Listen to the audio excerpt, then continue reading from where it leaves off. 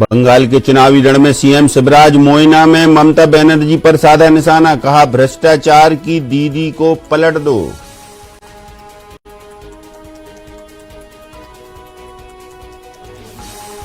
MP में corona रोकथाम के लिए गठित की गई मोबाइल टीम, इंदौर और भोपाल में 20 टीमें गठित, घर घर जाकर करेंगी कोरोना की जांच।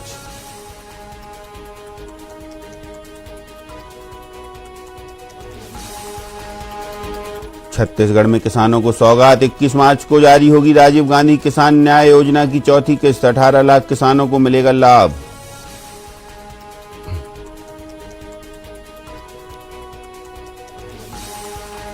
इंदौर में तेंदुओं के हमले में मासूम की मौत, 10 मार्च को मासूम को तेंदुओं ने किया था घायल, 3 लोगों का इलाज अभी भी जारी।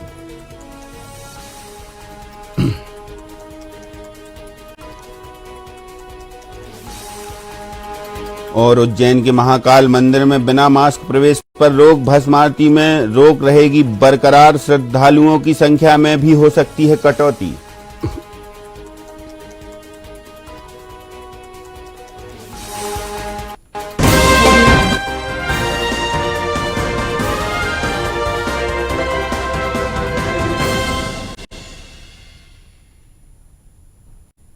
नमस्कार, सिटी 6 में आपका स्वागत है और मैं हूं आपके साथ महेंद्र विश्वकर्मा। बुलेटिन की शुरुआत करते हैं एक अच्छी खबर से, जिसमें सीएम शिवराज सिंह चौहान बंगाल के दौरे पर हैं और बंगाल के दौरे पर उन्होंने ममता बनर्जी पर बड़े तीखे प्रहार किए। एक के बाद एक 2 चुनावी सभा को संबोधित किया, खेजड़ी में विशाल चुनावी सभा को संबोधित किया। इस दौरान ममता बनर्जी पर उन्होंने जमकर निशाना साधा। उन्होंने ममता दीदी को भ्रष्टाचार की जनक कहा। उन्होंने कहा कि पश्चिम बंगाल तबाह और बर्बाद हो जाएगा। यदि आप भाजपा को वोट देते हैं तो निश्चित तौर पर विकास की बात होगी। उन्होंने कहा कि पान क्यों सड़ा, घोड़ा क्यों अड़ा, रोटी क्यों जली, तीनों का एक ही जवाब है, पलटा नहीं गया। इसी तरह पश्चिम बंगाल बर्बाद क्यों हुआ, क्योंकि पलटा नहीं गया। इसलिए पहले कांग्रेस, फिर कम्युनिस्ट और अब 10 साल से ममता दीदी की सरकार है, उसे पलटना जरूरी है। ये ऋषियों की भूमि है, महर्षियों की भूमि है, कलाकारों साहित्यकारों की भूमि है, वीरों की भूमि है, सूरों की भूमि है। ये चैतन्य महाप्रभु की भूमि, ये ठाकुर रामकृष्ण परमहंस की भूमि, ये स्वामी विवेकानंद की भूमि, ये नेताजी सुभाष चंद्र बोस की भूमि। इस भूमि को अगर बदनाम किया है तो ममता दीदी तुमने बदनाम किया है। इस पवित्र भूमि को तुमने खून से लाल कर दिया। ममता दीदी बात करती माँ, माटी, मानुष। हे ममता दीदी, तुमने माँ को अपमानित किया है। बूढ़ी माई, इस बंगाल में हमने संतरास पाते हुए देखिए, पिटते हुए देखिए। तुमने मां का अपमान किया है ममता जी। तुमने इस माटी को रक्त रंजित किया है, खून से लाल किया है। तुमने मां का अपमान किया, तुमने माटी को खून से रंग दिया और तुमने मानुष को मारा है। मध्य प्रदेश के मुख्यमंत्री शिवराज सिंह चौहान ने मोइना विधानसभा क्षेत्र में भी जमकर लोगों को तालियां बटोरी। उन्होंने जनसभा को संबोधित करते हुए सीएम शिवराज ने टीएमसी पर हमला बोला। टीएमसी को टेरर, मर्डर और करप्शन बताते हुए सीएम शिवराज ने कहा कि मां, माटी और मानुष की बात करने वाली दीदी के कार्यकर्ता बूढ़ी मां को पीट रहे हैं। दीदी तो स्नेह, त्याग और प्रेम की प्रतिमूर्ति होती हैं, लेकिन ममता दीदी तो निर्ममता और क्रूरता का प्रतीक हो गई हैं। दीदी बंगाल के लिए अयोग्य हैं। इस दीदी ने बंगाल में अराजकता फैला रखी है। राज्य में भ्रष्टाचार चरम पर है। किसानों को सम्मान निधि के पैसे नहीं मिल रहे हैं। जनसभा में सीएम शिवराज ने मैदान में जुटी जनता से इस चुनाव में ममता की लंका को जला देने की अपील की। तो वहां मौजूद जनता ने भी तालियों से शिवराज के उद्बोधन का स्वागत किया।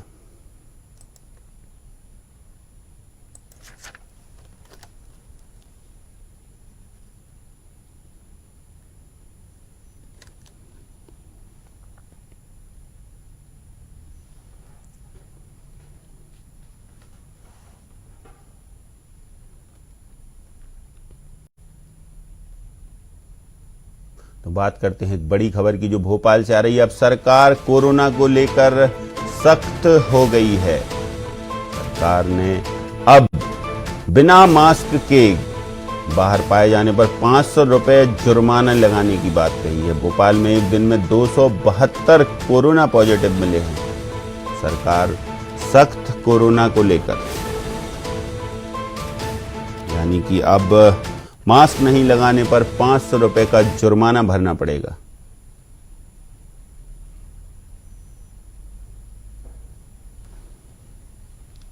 तो अब कोरोना पर सरकार सख्त है।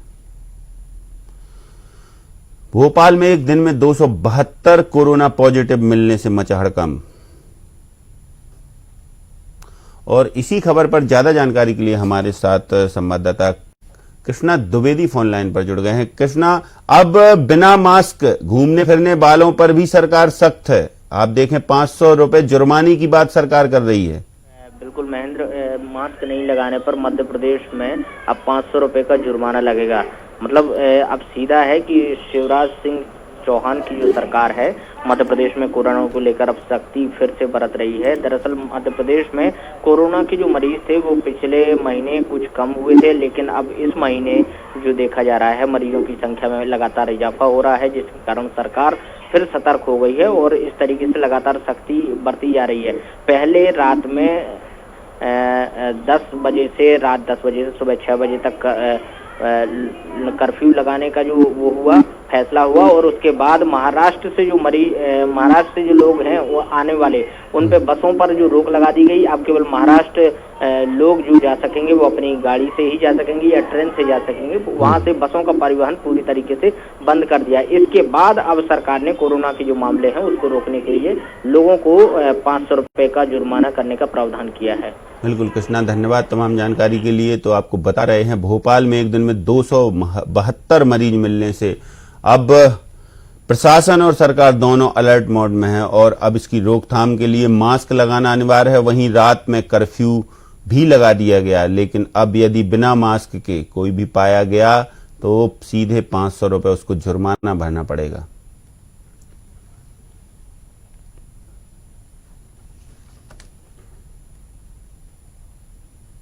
कृषि मंत्री कमल पटेल ने कई मुद्दों को लेकर बातचीत की और एक बार फिर दावा किया किसान सरकार के साथ है। साथ ही किसानों को बारिश और ओलावृष्टि से खराब हुई फसलों का मुआवजा देने की बात उन्होंने कही है।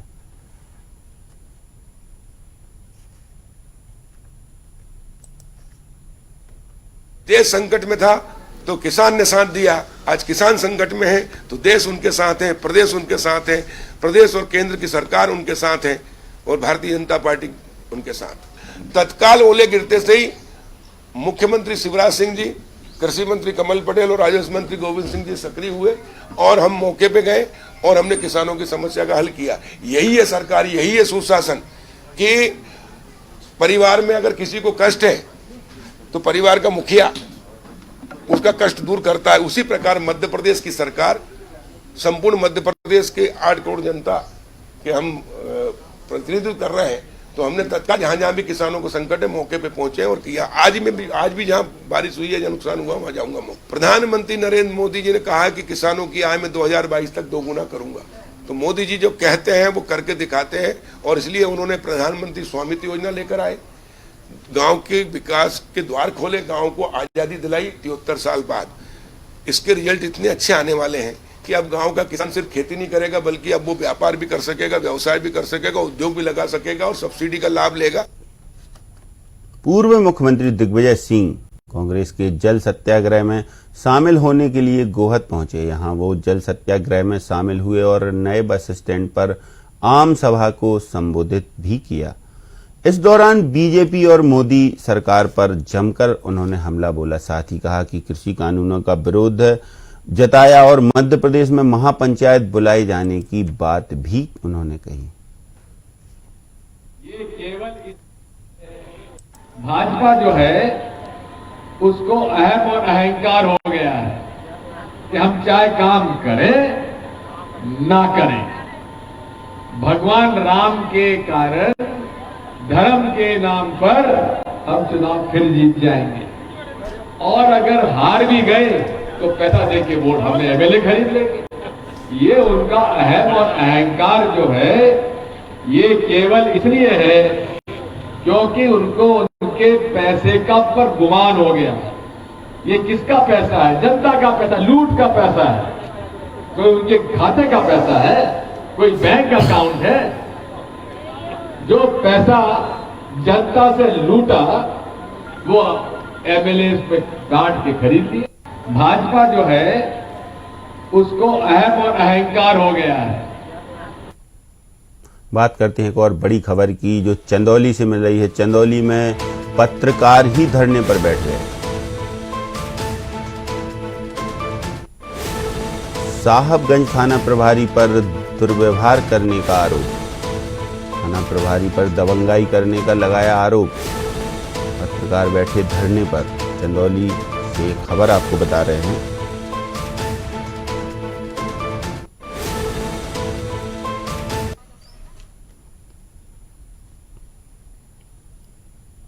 चंदौली में पत्रकार ही धरने पर बैठ गए हैं। साहबगंज थाना प्रभारी पर दुर्व्यवहार करने का लगाया आरोप। थाना प्रभारी पर दबंगाई करने का आरोप लगाया।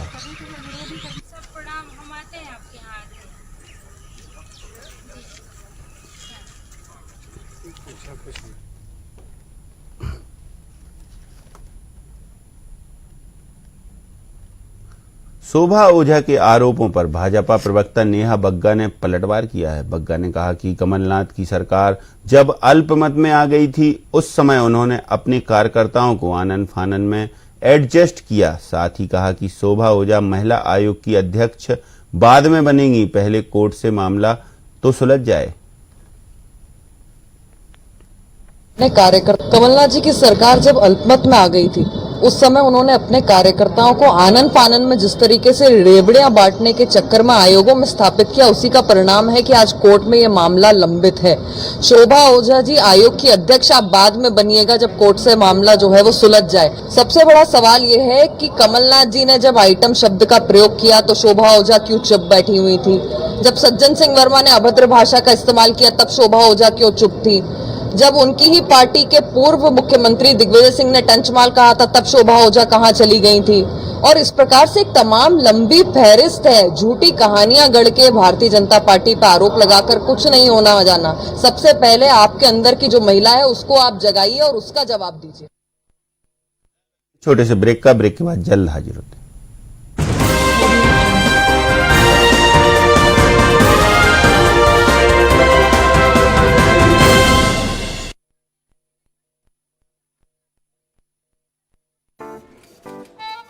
9 to 5 जॉब, अरे 5 to 9 जॉब, भाग दौड़ all the time job, the roaming वाला जॉब, द डेडलाइन वाला जॉब, और are you living in the market वाला जॉब। जिंदगी में मौके ही मौके हैं। अपनी मर्जी से जॉब चुनिए और अपनी इच्छा अनुसार कमाइए। बन जाइए LIC एजेंट। ये है जॉब से बढ़कर, ये है करियर इंश्योरेंस। अपना बॉस खुद बनिए, बन जाइए LIC एजेंट। अब लाइफ सेट है। अपराध को रोकना है तो सावधानी है जरूरी। रहे अलर्ट, करें सतर्क। जुर्म और जराइम की दुनिया के ऐसे किस्से लेकर हाजिर हैं हम, जिसका सीधा वास्ता है आपसे। क्योंकि दिन का उजाला हो या रात का अंधेरा, दबे पांव आता है, देता है दस्तक और बनाता है किसी को भी अपना शिकार, और फिर दर्ज होती है FIR।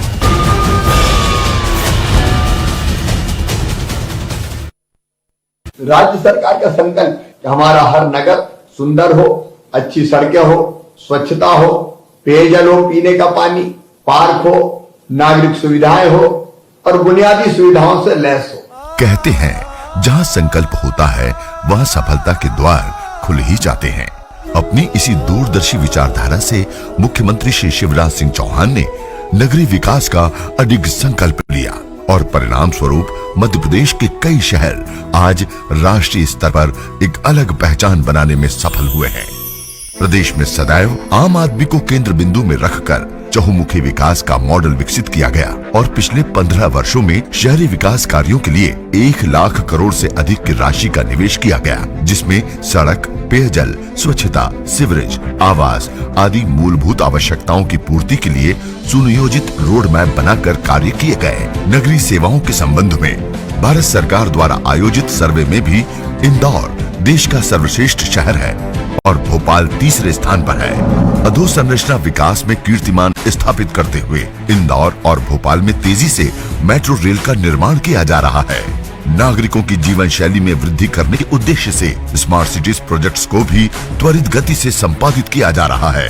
समावेशी विकास की इसी विचारधारा को आगे बढ़ाते हुए सूचना प्रौद्योगिकी के माध्यम से भवन अनुज्ञा सहित कई नागरिक सेवाएं ऑनलाइन की गई। शहरों के अंतिम पंक्ति के अंतिम व्यक्ति भी विकास की मुख्य धारा से कदम मिलाकर चल सके, इसलिए दीनदयाल रसोई का विस्तार किया गया है। साथ ही जरूरतमंद वर्ग के रेहड़ी पटरी पर व्यवसाय करने वाले भाई बहनों को आर्थिक सहायता पहुंचाते हुए पीएम स्वनिधि योजना से ब्याज मुक्त ऋण उपलब्ध कराया जा रहा है। मुख्यमंत्री जी के प्रभावी नेतृत्व और विजन ने जहां एक ओर विकास की निरंतरता को बनाए रखा है, वहीं दूसरी ओर अतिक्रमणकारियों और भूमाफियाओं के प्रति कठोर रुख अपनाकर कुशल प्रशासनिक व्यवस्था का परिचय दिया है। विकास की ये प्रक्रिया यही नहीं रुकी, आगामी 5 वर्षों के लिए भी विकास का रोड मैप तैयार कर अभी से रूपरेखा तय कर दी है। प्रदेश के शहर सर्वांगीण विकास के परिचायक है। ये श्रेष्ठ विकसित शहरों की श्रृंखला में निरंतर आगे बढ़ते रहें, इसी अवधारणा को मूर्त रूप दे रहा है मध्य प्रदेश का मिशन नगरोदय।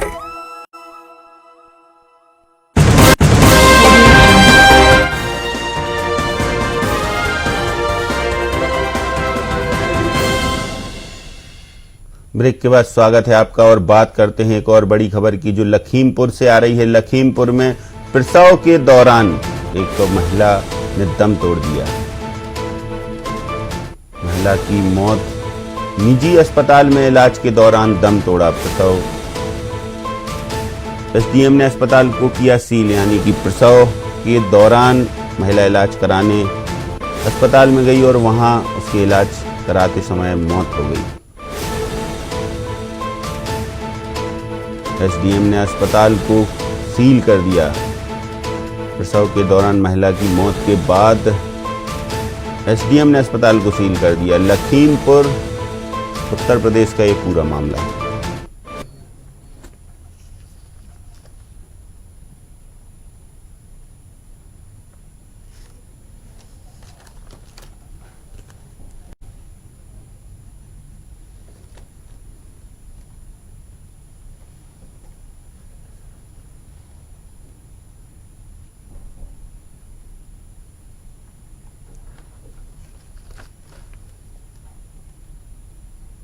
बीजेपी कार्यालय में महिलाओं के साथ छेड़खानी के मामले में पूर्व मंत्री सज्जन सिंह वर्मा का बयान सामने आया है। वर्मा ने कहा कि बीजेपी में अपने ही कार्यालय में महिलाएं सुरक्षित नहीं हैं। प्रदेश की बेटी और महिलाओं को कैसे सुरक्षित रखें, साथ ही बीजेपी दफ्तर को अय्याशी का अड्डा भी उन्होंने बताया।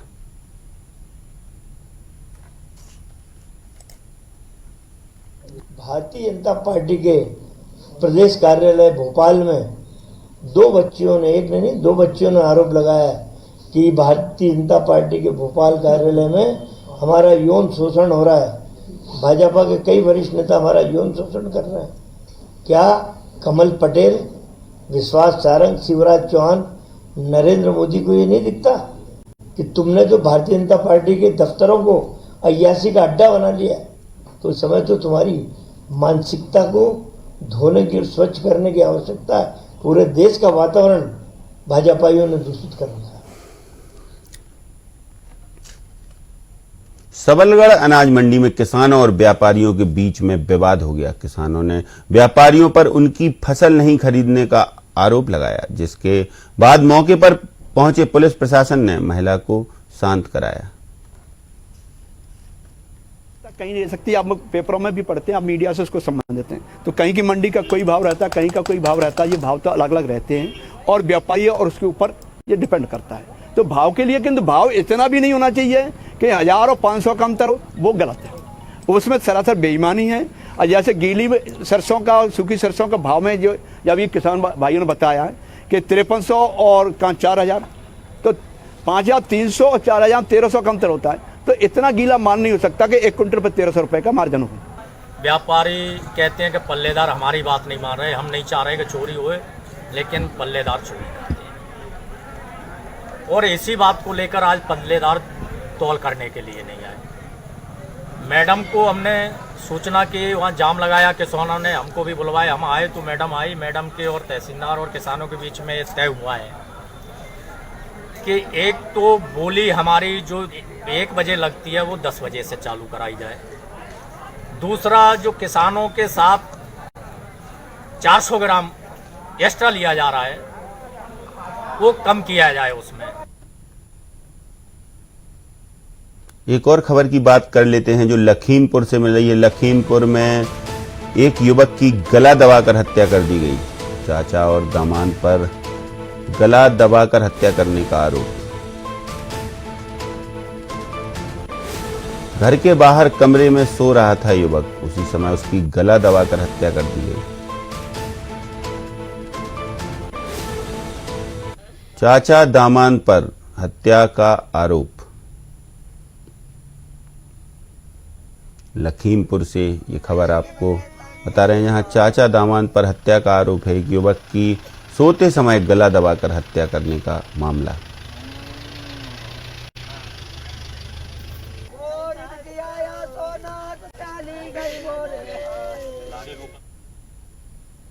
कैलारस में एक अज्ञात युवक का शव मिलने से इलाके में हड़कंप मच गया। चंचल गांव में युवक का शव मिला है। फिलहाल पुलिस ने शव को बरामद कर पोस्टमार्टम के लिए भेज दिया है और मामले की जांच भी शुरू कर दी है।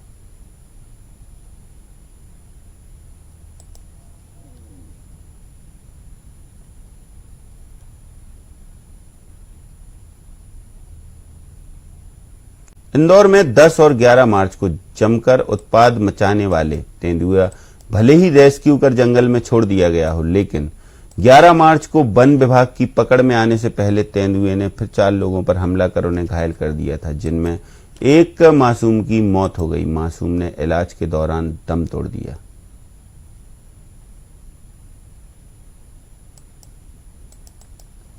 तो 11 तारीख को मतलब 9:30 बजे लगभग तेंदुआ आ गया था, अपने वहाँ अंदर ही घुस गया था घर में आके। तो बच्ची पे भी हमला कर दिया। 2 बच्चियाँ थी अंदर और फिर पापा आए थे बचाने, तो लगभग पापा को भी काट खाया हाथ में। तो बच्चियों को भी मतलब पेट में भी लग गया पंजा और यहाँ भी लग गया सिर पे।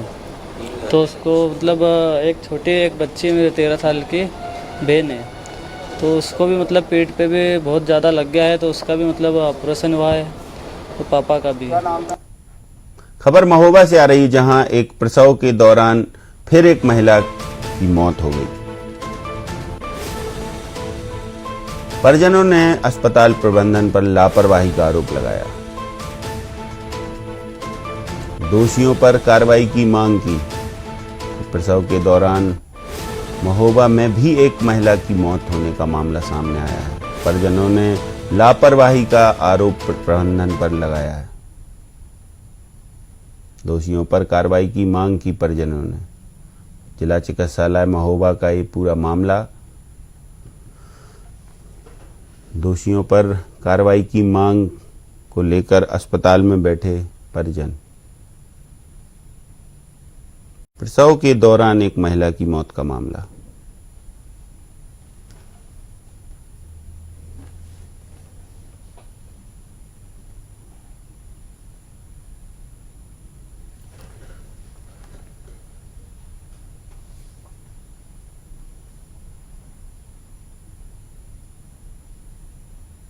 अगली खबर की बात करते हैं जो शाहजहांपुर से आ रही, जहां एक विधायक के बेटे के वीडियो वायरल होने से हड़कंप मच गया। प्रशासनिक अधिकारियों पर सीधा भ्रष्टाचार का आरोप लगाया। गरीब जनता भ्रष्टाचार से है परेशान। बीजेपी विधायक के बेटे के इस वीडियो वायरल होने से हड़कंप मच गया। सीधे प्रशासनिक अधिकारियों पर आरोप जड़ दिया विधायक के बेटे ने और कहा कि जनता परेशान हो रही है। फेसबुक पे हम शायद पहली बार लाइव कर रहे हैं, इससे पहले ट्राई करे थे, लाइव नहीं आ। हेलो मेरे दोस्तों, मेरे क्षेत्रवासियों, अधिकारियों पर मेरे प्यारे भाइयों,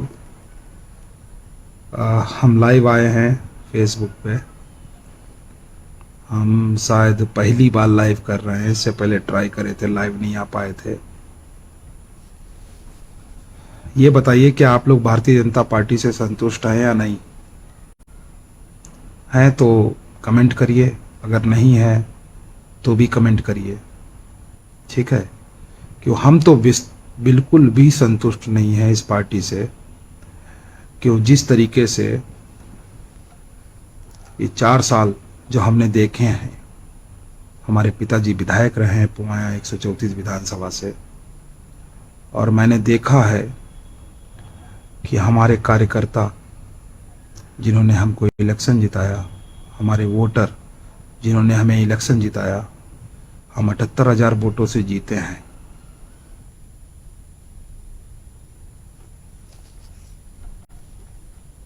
अगली खबर आ रही है सागर से, जहां पर नगर निगम की टीम पर एक महिला ने चाकू से हमला कर दिया। दरअसल नगर निगम की टीम एक अतिक्रमण तोड़ने के लिए वहां पहुंची थी, जहां महिला ने चाकू से हमला कर दिया। पुलिस ने महिला को पकड़कर चाकू छीन लिया। चाकू लेकर निगम कर्मी के पीछे दौड़ पड़ी महिला। अवैध निर्माण गिराने पहुंचा था नगर निगम का ये अमला। पुलिस ने महिला को पकड़कर चाकू छीना।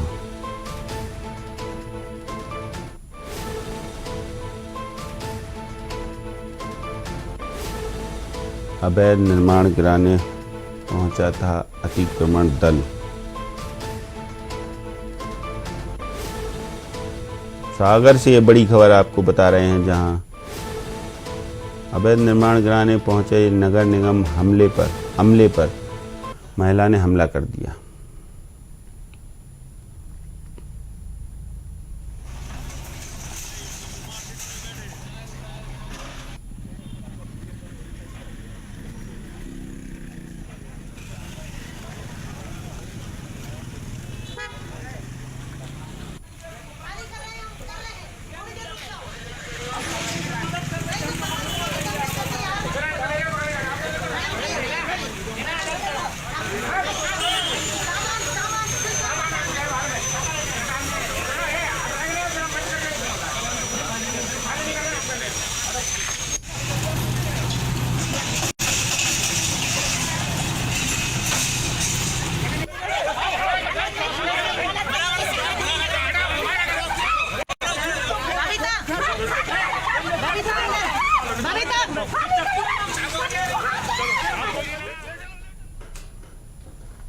शासकीय भूमि पर जो यहाँ स्मार्ट सिटी का रोड बन रहा है, इसमें जो शासकीय जमीन है उस पर ये मकान अतिक्रमण के रूप में बनाया गया है। तो जितना अधिक अतिक्रमण में है उसको हटाया जा रहा है। कोई अभी कार्रवाई रोक दी गई है क्या? नहीं, अभी कोई कार्रवाई नहीं रोकी है, अभी तो चल रही है। हालांकि वो लोग थोड़ा सिटी 6 में फिलहाल इतना ही। मुझे दीजिए इजाजत। आप बने रहिए DNN के साथ। नमस्कार।